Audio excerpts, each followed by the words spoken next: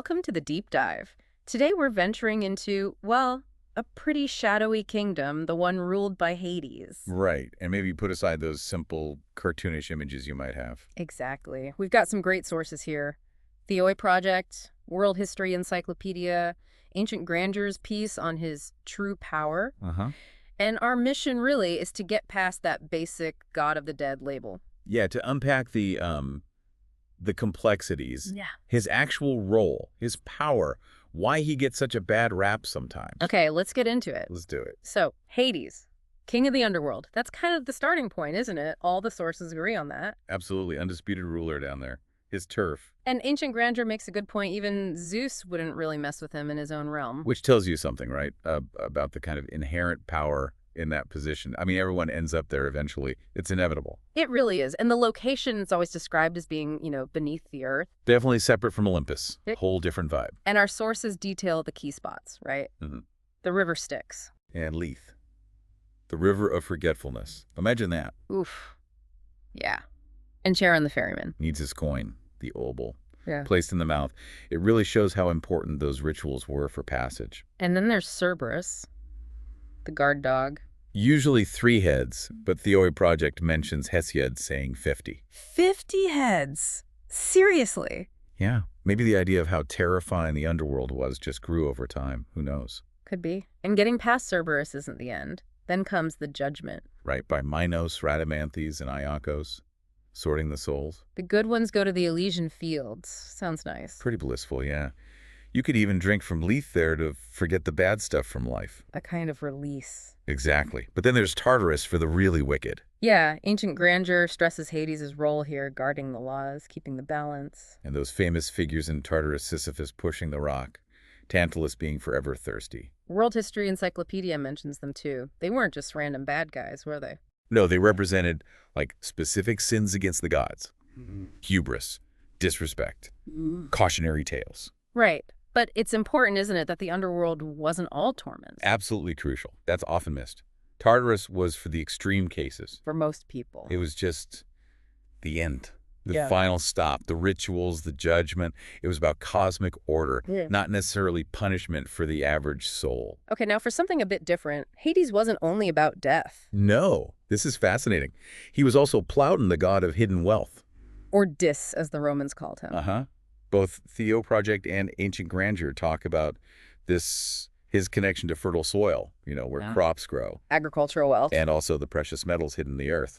Gold, silver, gems, all that stuff. So that image of him with the cornucopia, the horn of plenty. Makes perfect sense. It links him directly to abundance, to wealth. Which gives him a whole other kind of power, right? Yeah. Economic, material power. Totally. Think about it. The resources everyone valued, technically, they were under his control. Yeah. Deep down in his domain. And he wasn't some minor god lurking in the shadows either. He was one of the big 3. Absolutely. Brother to Zeus and Poseidon. The Oi Project lays out how they drew lots after beating the Titans. Yep. Zeus got the sky, Poseidon the sea. And Hades drew the underworld. But Earth and Olympus were like common ground. Yeah, that's a really key detail. His realm was distinct, but not totally cut off. He was equal in rank to his brothers. Even Zeus admitted that, apparently. Within their own domains, at least. Right, Ovid mentions that. Equal footing. So what about his symbols, his gear? What does the king of the underworld carry? Well, there's a royal scepter, sometimes with a bird on top. And the helm of darkness, the invisibility cap. Gift from the Cyclops, yeah. Super famous. World History Encyclopedia notes Athena and Perseus borrowed it sometimes. Imagine having that. Seriously. Then there's his throne, ebony. Very regal, very final. And his chariot, pulled by black immortal horses. Very dramatic entrance. Especially, for the Persephone abduction. We'll get to that. What else? A key. The key of Hades, yeah. Symbolizes control over who gets in and out. Well, mostly in. Huh, right. Any sacred animals or plants? The screech owl is mentioned. And plants like asphodel and mint. Yeah, mint was apparently a nymph he fancied, who got transformed. The Oi Project mentions that. And the white poplar tree, too, linked to another nymph, Luce. Interesting. Heracles apparently wore a crown of poplar leaves when he came back from the underworld. A little connection back to the living world, maybe. Okay, so Persephone. We mentioned the abduction. It's a huge part of his story. Absolutely central. All our sources cover it.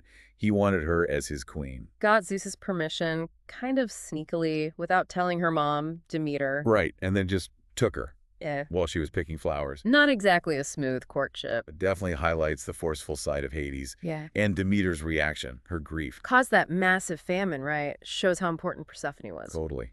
Zeus had to get involved, but the pomegranate seeds, Ah, the catch. She ate some in the underworld. meaning she was bound to return there for part of the year. World History Encyclopedia points out the symbolism there. Life, death, the seasons, planting, harvest.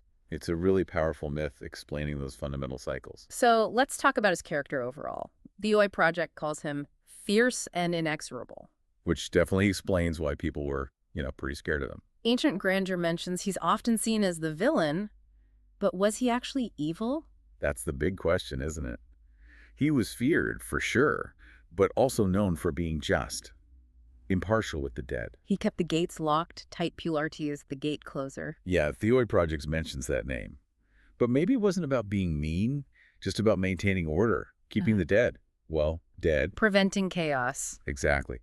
Ancient Grandeur suggests maybe he was just misunderstood. I mean, his job was being the god of death. That's inherently frightening to mortals. And he didn't really hang out on Olympus much, did he? Unlike the others, always involved in drama. No, he mostly kept to his own realm. Just preferred his own company. Yeah. Or something else. Probably more deliberate than that. Maybe to keep the underworld sacred separate, ensure he could be impartial. Makes sense. It maintains that fundamental divide between living and dead. Right. A necessary separation. Okay, what about family, kids? Zeus and Poseidon had, well, a lot of offspring. Huh? Yes, they were busy. Hades, though, generally seen as infertile. Fits with being god of the dead, I guess. It does. But the Ori Project notes there are some exceptions, especially in, the Orphic myths. Bro. Like who? Sometimes offspring are attributed to Zeus disguised as Hades, with Persephone. Complicated stuff. Always is with Greek myths. Isn't it just? The Erinyes, the Furies, sometimes call his daughters, though usually they're earthborn. Okay. Then figures like Zagreus, Melina for you, she's the Chthonian goddess, meaning tied to the underworld. Right, makes sense. And Macaria, a spirit of blessed death. These aren't the mainstream stories, but they add interesting layers. And did he interact much with mortals, heroes, Ooh. besides dragging them down there? Sometimes. There's a famous story of Orpheus.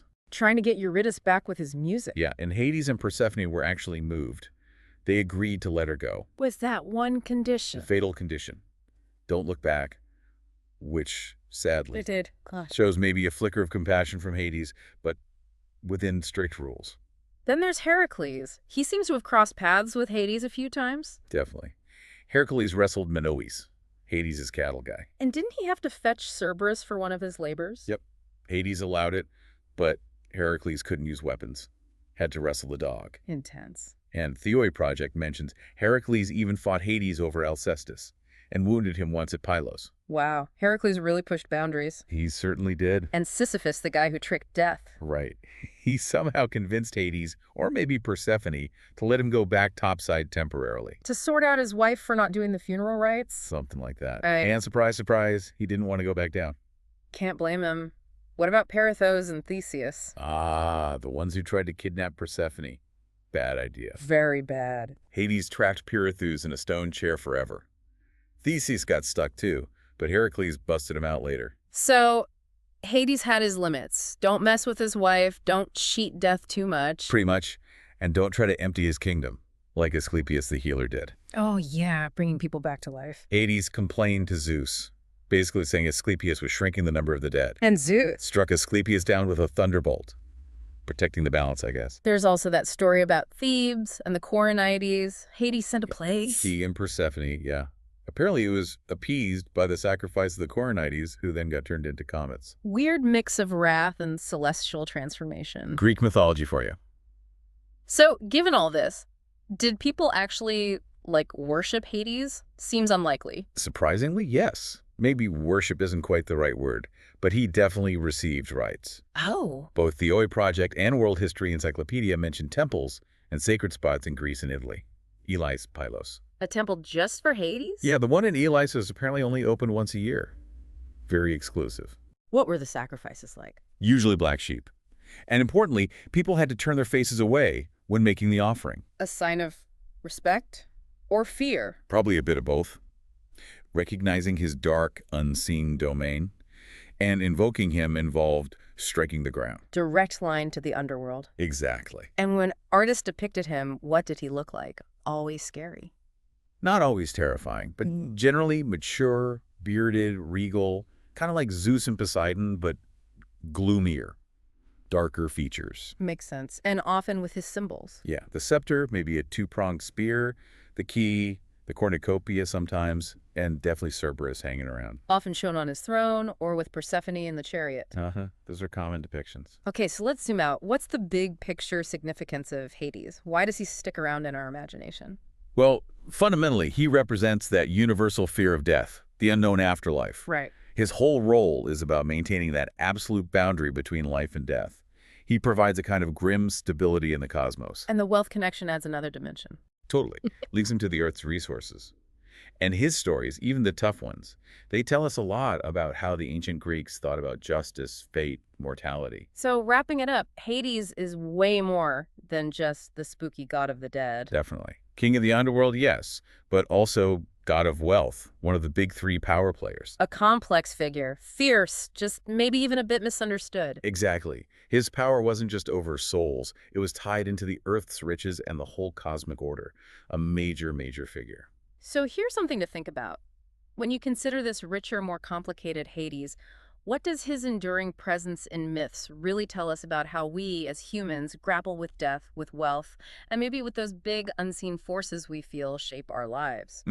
That's a deep one to ponder. It really is. Thanks for joining us on this deep dive.